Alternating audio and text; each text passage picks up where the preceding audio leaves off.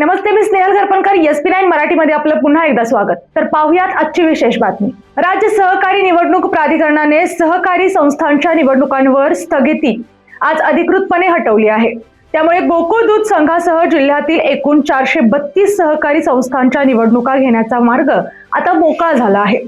यामध्ये अ वर्गातील 3, ब वर्गातील 67, क वर्गातील 157 आणि ड वर्गातील 205 संस्थांचा समावेश आहे. तर पाहुयात आजची सविस्तर बातमी. या सर्व निवडणुका डिसेंबर 2025 पर्यंत प्रलंबित होत्या.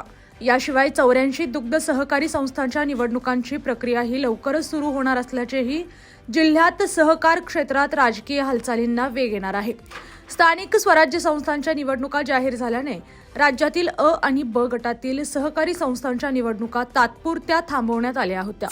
मात्र आता स्थानिक स्वराज्य संस्थांची निवडणूक प्रक्रिया पूर्ण झाल्याने सहकारी संस्थांच्या निवडणुका तातडीने सुरू करण्याचे निर्देश राज्य शासनाने आज निवडणूक प्राधिकरणाला दिले आहेत.